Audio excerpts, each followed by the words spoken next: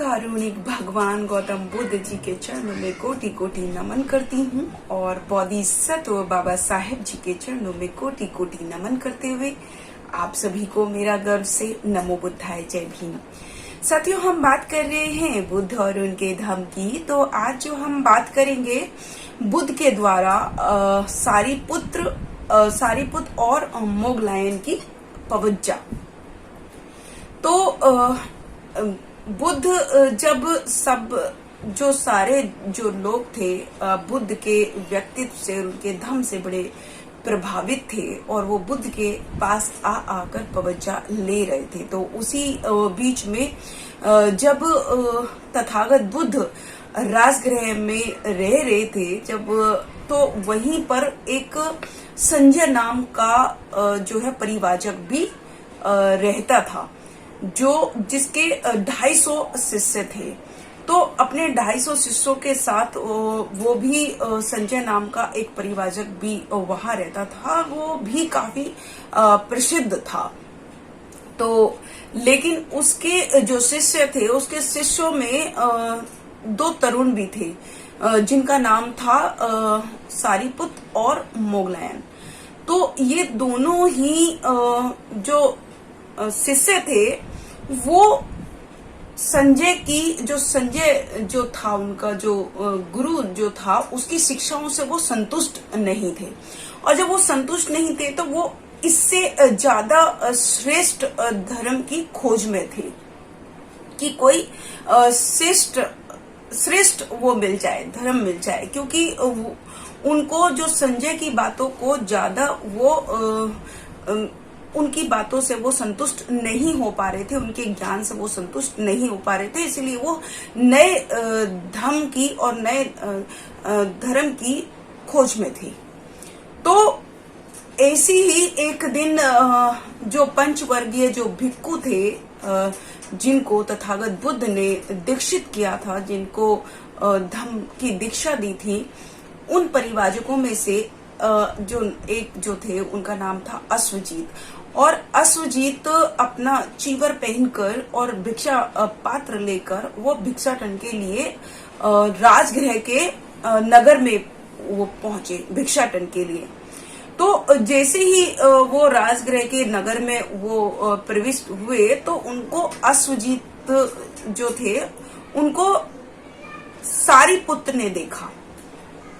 सारीपुत्र उनको देखते हैं और उनकी चाल से, उनके पहनावे से, उनका शांत जो स्वभाव था, उसको देखकर वो बड़े प्रभावित हुए।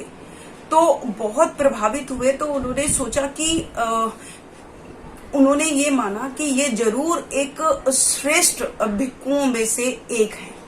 और वो उनके मन में ये जिज्ञासा उत्पन्न हुई कि क्यों न मैं इनके पास जाऊं और उनसे पूछूं कि इनका जो इतना शांत जो मुख मंडल है, और ये जो इतना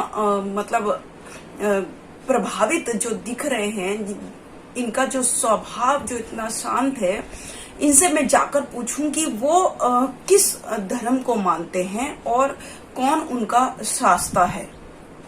ऐसा उन्होंने अपने मन में सोचा। तो सारीपुत्र फिर अपने मन में ये विचार करते हैं कि अभी ये समय ठीक नहीं है, क्यों ना जैसे वो भिक्षाटन के लिए आगे आगे बढ़ रहे थे, उनके पीछे पीछे वो भी चलने लगे। उन्होंने सोचा कि मैं इनके पीछे पीछे चलता हूँ और सीखता हूँ। जैसे कोई एक सीखता है पीछे पीछे चल के, ऐसी ही वो भी पहले उनके पीछे पीछे चलने लगे और उनकी सारी चीजों को वो ऑब्जर्व कर रहे थे।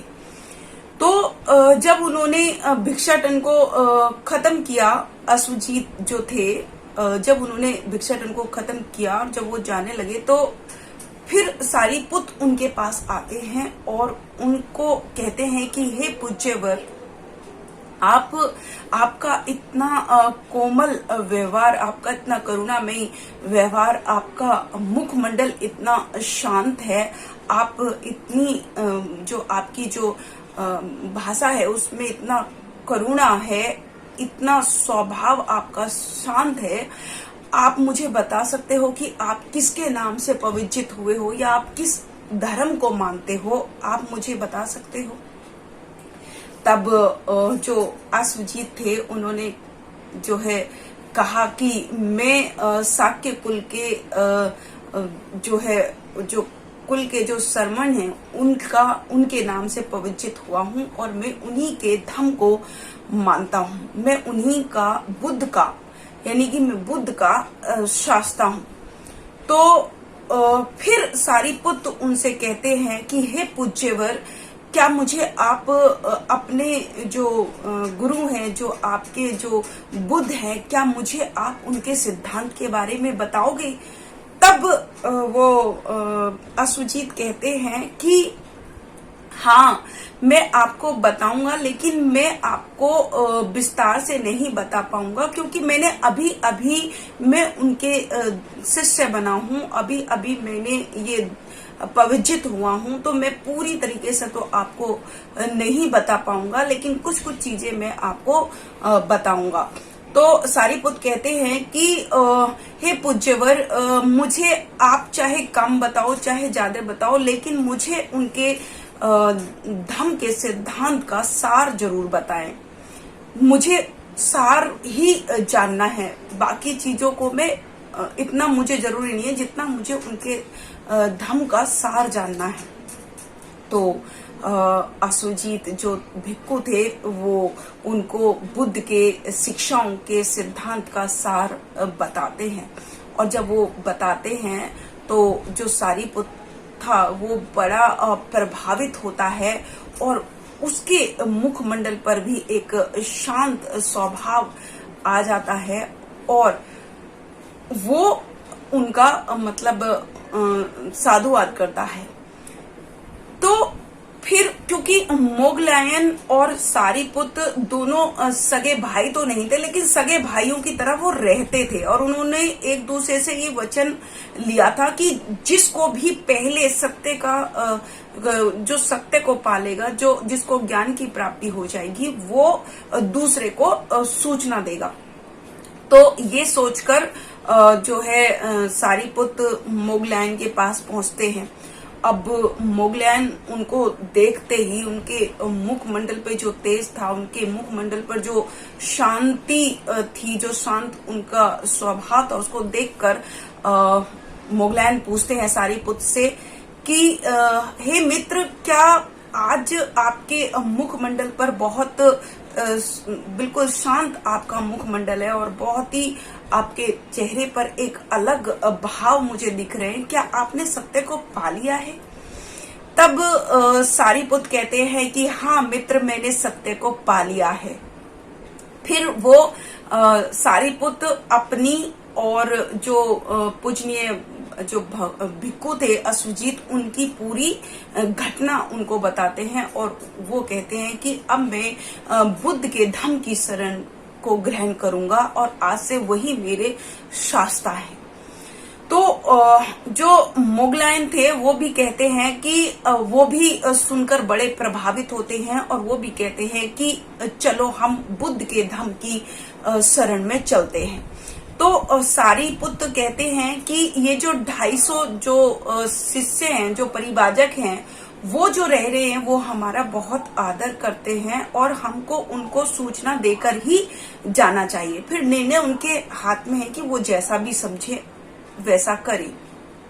तो सारीपुत्र और मोगलायन दोनों अपने उन 250 परिवाजकों के पास जाते हैं और कहते हैं कि हम बुद्ध के धम्म की शरण को ग्रहण करने जा रहे हैं और आज से बुद्ध का जो धम्म है या बुद्ध जो है वही हमारे शास्ता है।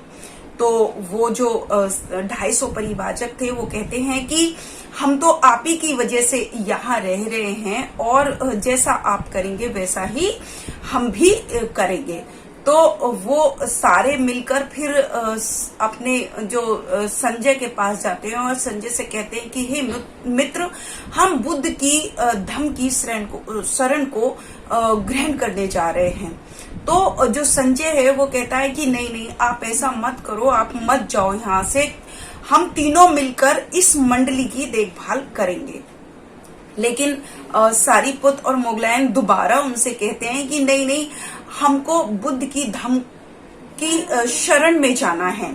तो वो जो संजय था वो फिर से उनको मना करता है और फिर उसके बाद में तीसरी बार भी वो मना करता है। लेकिन फिर भी जो है मोगलायन है और जो सारिपुत्त है वो अपने 250 परिवारों के साथ मिलकर वो वहां पहुंच जाते हैं।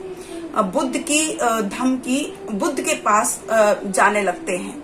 और जब बुद्ध के पास जाने लगते हैं तो उसके बाद में बुद्ध वहां से आते हुए उनको देखते हैं दोनों को। और जब वो दोनों को देखते हैं तो वो समझते हैं कि वो अपने भिक्षुओं से इशारा करते हुए कहते हैं कि ये जो दोनों जो मित्र आ रहे हैं ये मेरे अग्र शावक युगल होंगे, यानी कि मेरे श्रेष्ठ शिष्य युगल होंगे, ऐसा भिक्षुओं को संबोधित करते हुए वो कहते हैं।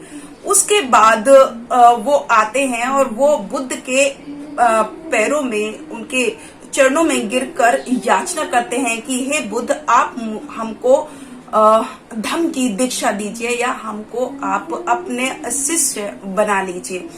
तो बुद्ध स्वीकार करते हैं और बुद्ध मोगलायन और सारिपुत्त को उनके 250 परिवारों के साथ उनको धम्म की दीक्षा देते हैं और उनको संबोधित करते हैं कि अहे इही भिक्खुए, यानी कि आओ भिक्खुओं, और वो धम्म की दीक्षा देते हैं। तो इस तरीके से सारिपुत्त और मोगलायन को बुद्ध जो है पवज्जा देते हैं, उनको वो पवज्जित होते हैं बुद्ध के नाम से और बुद्ध उनको धम्म की दीक्षा देते हैं। तो इस तरीके से बुद्ध ने मोगलायन और सारिपुत्त को धम्म की दीक्षा दी। तो आज का जो हमारा चैप्टर है वो यही समाप्त होता है। कल फिर से एक नए चैप्टर के साथ आपके सामने उपस्थित होंगी सुबह 9 बजे SM न्यूज पर। तब तक के लिए मैं शकुन बौद्ध अपनी वाणी को विराम देती हूँ। आप सभी को मेरा गर्व से नमो बुद्धाय, जय भीम, जय भारत, जय संविधान। अगर आपने अभी तक हमारा चैनल सब्सक्राइब नहीं किया है तो सब्सक्राइब करें और घंटी का बटन बिल्कुल भी दबाना ना भूलें ताकि सभी लेटेस्ट खबरें पहुंच सकें आप पे सबसे पहले।